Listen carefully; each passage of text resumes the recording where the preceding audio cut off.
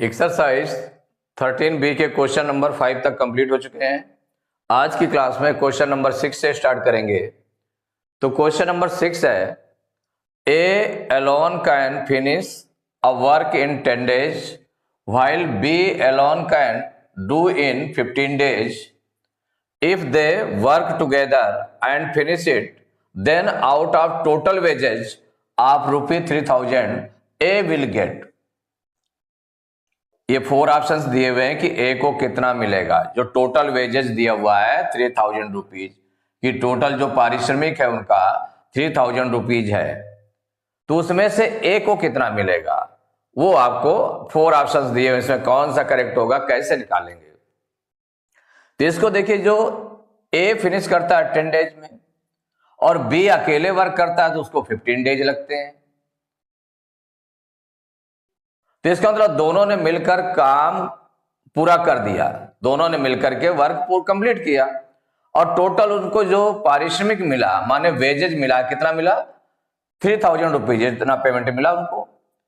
तो ए को कितना मिलेगा, माने ए या बी को कितना कितना मिलेगा, जितना उनका रेशियो होगा, माने जो उनकी कैपेसिटी का जो रेशियो होगा। कैपेसिटी मीन्स जो जितना ज्यादा वर्क करता होगा, माने जो जल्दी वर्क निपटाता होगा या ज्यादा वर्क कर लेता होगा पर डे के हिसाब से, तो वन डे के हिसाब से वो कितना कितना वर्क कर लेता है, माने उसकी कैपेसिटी कितनी है, उसके अकॉर्डिंग उनको रुपीज मिलेंगे, माने उनको जो अमाउंट मिलेगा उसके अकॉर्डिंग मिलेगा। तो कितना है वो पहले निकाल लें कि उनका रेशियो क्या, उनकी कैपेसिटी का रेशियो क्या है, माने वन डे में कितना वर्क करते हैं, ए वन डे में कितना वर्क करता है और बी वन डे में कितना वर्क करता है। तो जो वन डे और वन डे का वर्क है उसको कैलकुलेट करेंगे, माने उसका जो वर्क होगा वन डे और वन डे का वर्क, उनका जो रेशियो होगा उससे उनकी कैपेसिटी मालूम होगी, कौन कितना ज्यादा वर्क करता है। तो जो ज्यादा वर्क करता होगा उसको ज्यादा सैलरी मिलेगी, जो कम वर्क करता होगा उसको कम मिलेगी। तो यहां पर ये देख लें इसको सॉल्व करके कि जो गिवन है A can finish a work in 10 days and B can finish a work in 15 days. ये 15 days में फिनिश करता है। तो ऑब्वियसली ये क्लियर तो है ये कि ए को ज्यादा मिलेगा, क्योंकि ए जल्दी निपटा लेता है वर्क को, ए ज्यादा वर्क कर रहा है तभी तो 10 days में फिनिश कर रहा है, और ये 15 days में करता है तो इसका मतलब ये ज्यादा धीरे वर्क कर रहा है, तो इसका मतलब इसको कम मिलेगा। तो A can finish a work in 10 days, B can finish a work in 15 days। तो इनका वन डे वर्क निकाल लें, वन डे वर्क निकाल लें। तो उसके पहले अब क्या करें, और क्या दिया हुआ है, टोटल वेजेस दिया हुआ है। इनको जो टोटल पारिश्रमिक मिला, टोटल वेजेस, टोटल अमाउंट मिला है वो है ₹3,000, इतने रुपीज मिला है।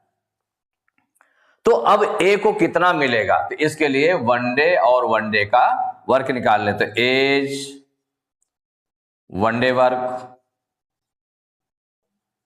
इससे इनकी कैपेसिटी मालूम हो जाएगी वन डे वर्क से। तो A's one day work equal to कितना हो गया, 1/10 हो गया। बीज one day work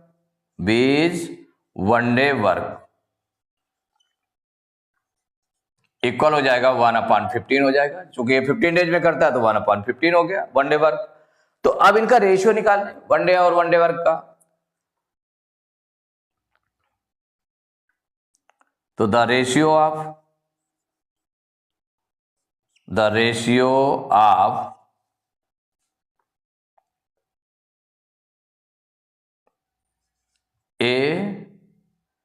as one day work and, माने कैपेसिटी भी कह सकते हैं, and B's one day work, इनका जो रेशियो निकाला जाएगा, तो देखिए रेशियो क्या आ जाएगा इसका इक्वल रेशियो आ जाएगा 1/10 रेशियो, पहले ए को बोला गया था 1/10 रेशियो 1/15। ये रेशियो निकाल लिया आपने। अब देखिए इसको सिंप्लीफाई करेंगे, तो भाई सिंप्लीफाई करेंगे कि पूरा पूरा ये फ्रैक्शन के रूप में रेशियो है। जब फ्रैक्शन के रूप में है तो इसका मतलब है कि इसको हमें सिंप्लीफाई करना पड़ेगा। सिंप्लीफाई कैसे करेंगे? रेशियो मीन्स होता है डिवाइड भी होता है, तो इसको अगर हम इनटू कर दें इस तरह से, तो ये आपका क्या आ जाएगा 1/10 इंटू, जब डिवाइड, ये डिवाइड का साइन भी होता है, रेशियो क्या होता है डिवाइड का साइन भी होता है। तो रेशियो को अगर हम मल्टीप्लाई में करेंगे तो इसका रेसिप्रोकल हो जाएगा, क्या हो जाएगा 15/1। अब यहाँ 5 2 जा 10, 5 3 जा 15, तो कितना आ जाएगा 3 1 जा 3/2। 3/2 मीन्स कितना हो गया 3:2। तो the ratio of A's one day work and B's one day work, ये 3:2 हो गया। माने ए जो है 3 वर्क करता है तो बी कितना करता है 2 वर्क करता है यहां पर। तो ए विल गेट, ए को कितना मिलेगा ये आपको निकालना है। तो यहां पर देखिए जो दोनों का निकल रहा है, तो एज अमाउंट कितना हो गया 3x हो जाएगा और बीज अमाउंट कितना हो जाएगा 2x हो जाएगा। इसी रेशियो के अकॉर्डिंग चलेगा।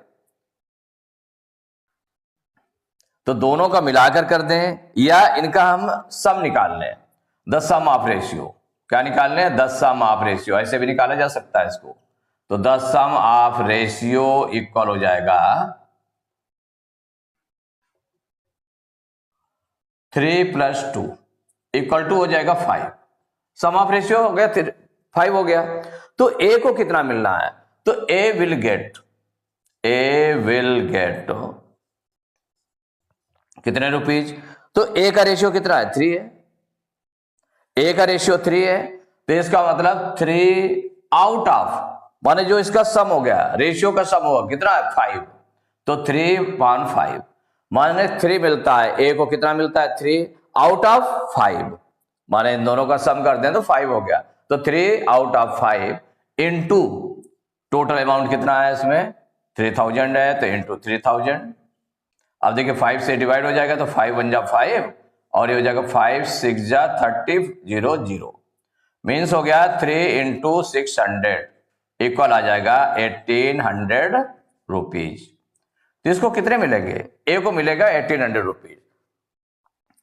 यहां पर क्या हो गया, A can finish a work in 10 days, B can finish a work in 15 days।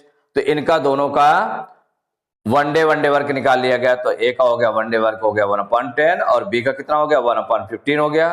तो the ratio of A's one day work and B's one day work, माने इनकी जो कैपेसिटी है कि ए और बी की कितनी कैपेसिटी वो निकल आएगी रेशियो के थ्रू। तो 1/10 ratio 1/15।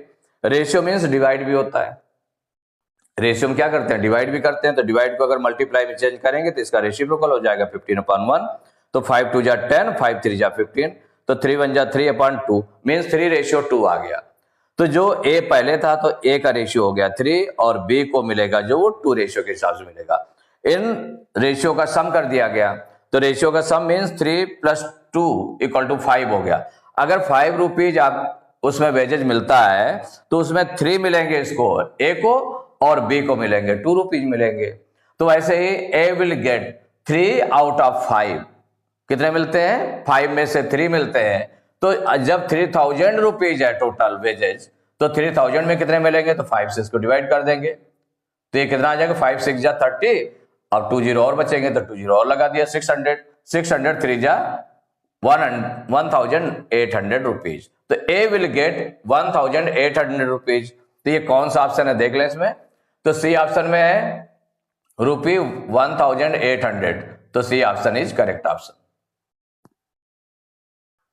Question number 7, the rates of working of A and B are in the ratio 3:4। माने क्या दिया हुआ rates of working of A and B are in the ratio, माने जिस रेट से वो वर्क करते हैं। तो यहां पर वर्क कैसे कर रहे हैं इसमें 3:4 के, माने ए जो है उसका जो वर्किंग का रेशियो है वो 3 है और बी का 4 है। माने इसका जो ए का रेशियो है वर्किंग का वो कम है, एफिशिएंसी उसकी कम है, इसीलिए 3 रेशियो है और उसका 4 रेशियो है। उसकी एफिशिएंसी ज्यादा है, बी की एफिशिएंसी ज्यादा है, माने 3:4 दिया हुआ है। The number of days taken by them to finish the work are in the ratio, कि माने ये किस रेशियो में वर्क को फिनिश करेंगे।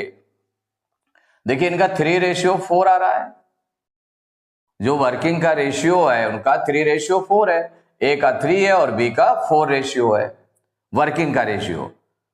तो डेज, कितने डेज वर्क करते हैं, माने कितने डेज में वो कंप्लीट करेंगे उस वर्क को, उनका रेशियो क्या हो जाएगा। तो इनका रेशियो हो जाएगा इसका कि जो 3 है इसका, तो इसका हो जाएगा रेसिप्रोकल, माने 1/3। क्या हो जाएगा, 1/3 हो जाएगा इसका। डेज का जो वर्किंग डेज हो जाएंगे इसके 1/3 हो जाएगा। इसका कितना हो जाएगा, 1 डे का वर्क कितना हो जाएगा, 1/4, माने इसका डेज कितना हो जाएगा, 1/4 हो जाएगा। तो यहां पर सॉल्व करेंगे इसको। The rates of working of A and B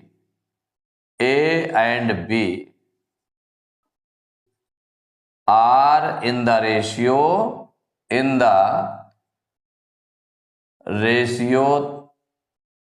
3:4। कितना है इनका, 3:4 है वर्किंग का रेशियो, 3:4 है। तो the number of days taken by them to finish the work are in the ratio.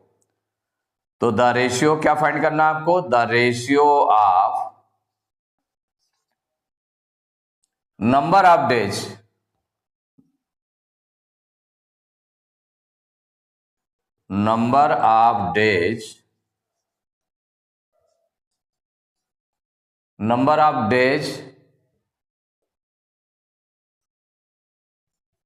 taken by A and B equal. देखिए जो A और B कितना नंबर ऑफ डेज होंगे, तो जैसे जो रेशियो आपका एफिशिएंसी है तो वो कैसे निकलता है कि अगर वो 15 डेज में वर्क करता है तो उसका जो एफिशिएंसी होगी वो 1/15 हो जाएगी, और अगर 1/15 उसकी एफिशिएंसी है तो उसको नंबर ऑफ डेज कितने लगेंगे, 15, उसका रेसिप्रोकल हो जाएगा। ऐसे 3:4 है, तो ए का जो रेशियो है एफिशिएंसी है या वर्किंग रेशियो है वो 3:4 है। तो इसमें डेज कितने इसको लगेंगे, 1/3, इसका अपोजिट माने इसका रेसिप्रोकल, और 4 का क्या हो जाएगा, इसका रेसिप्रोकल हो जाएगा, 4 का रेसिप्रोकल 1/4 हो जाएगा। तो ये हो जाएगा 1/3 रेशियो 1/4। अब इसको सॉल्व कर सकते हैं। देखिए सॉल्व कैसे करेंगे, तो जब इनका क्या आया, the ratio of number of days taken by A and B, तो नंबर ऑफ डेज का है, यहां किसका था, वर्किंग का था, रेट्स ऑफ वर्किंग का था, रेशियो था। तो रेट्स ऑफ वर्किंग के रेशियो से नंबर ऑफ डेज का रेशियो निकालने के लिए क्या हुआ, इनका रेसिप्रोकल। तो 3 का रेसिप्रोकल कितना होगा, 1/3, 4 का रेसिप्रोकल हो गया 1/4। अब इसको सॉल्व करने के लिए यहां भी सॉल्व कर सकते हैं, या 3 और 4 का हम एलसीएम ले तो कितना आ जाएगा, 12 आ जाएगा। 12 का दोनों में मल्टीप्लाई कर दे भाई, सिंप्लीफाई करना है इसको, फ्रैक्शन के रूप में नहीं रखना है। फ्रैक्शन के रूप से कैसे निकालना है इसको कि पूरा होल नंबर में आ जाए। तो होल नंबर में आने के लिए हमें क्या करना पड़ेगा यहाँ पर कि जैसे 3 और 4 का एलसीएम कितना हो गया, 12 हो गया, 3 4 जा 12 हो जाएगा। अब 12 को मल्टीप्लाई दोनों में कर दें, तो 12 का मल्टीप्लाई दोनों में कर देंगे तो 3 4 जा 12, 4 टाइम्स, 4 1 जा 4 हो जाएगा। यहाँ 4 3 जा 12, 3 टाइम्स, 3 1 जा 3 हो जाएगा। ऐसे निकाल सकते हैं, या ये जो रेशियो है, रेशियो को हम एज डिवाइड यूज कर ले, तो यहां पर हो जाएगा मल्टीप्लाई। क्या हो जाएगा, मल्टीप्लाई हो जाएगा। तो जब मल्टीप्लाई हो जाएगा तो फिर ये इसका रेसिप्रोकल हो जाएगा 4/1। जब उसको सॉल्व करेंगे तो 4:3 आ जाएगा, 4/3 आएगा तो 4:3 आ जाएगा। किसी तरह से भी कर सकते हैं, सॉल्व कर सकते हैं। माने जो इसका एलसीएम हो गया, एलसीएम कितना हो गया इसका, जो सपोज करिए एलसीएम हो गया इसका 3 × 4, चूंकि कोप्राइम नंबर्स है तो ये आ गया 12। अब 12 का मल्टीप्लाई दोनों में कर दें तो 1/3 × 12 रेशियो रेशियो 1/4 इंटू 12। तो देखिए 3 1 जा 3, 3 4 जा 12, तो 4 1 जा कितना आ गया 4, रेशियो 4 1 जा 4, 4 3 जा 12, तो 4:3 ये आ गया। तो the ratio of number of days taken by A and B equal to 4:3, यही आपका आंसर हो गया। माने ए जो है ज्यादा टाइम लेता है वर्क करने में और बी कम टाइम लेता है, इसीलिए ए की एफिशिएंसी या ए की working power, rate of working कम है और बी की रेट ऑफ वर्किंग ज्यादा है। तो यहां पर 4:3 आ गया। तो इसमें देख ले कौन सा ऑप्शन करेक्ट है, तो सी ऑप्शन में लिखा 4:3, तो और C option is correct option. तो एक्सरसाइज 13B के क्वेश्चन नंबर 7 तक कंप्लीट हो चुके हैं। नेक्स्ट क्लास में क्वेश्चन नंबर 8 से स्टार्ट करेंगे।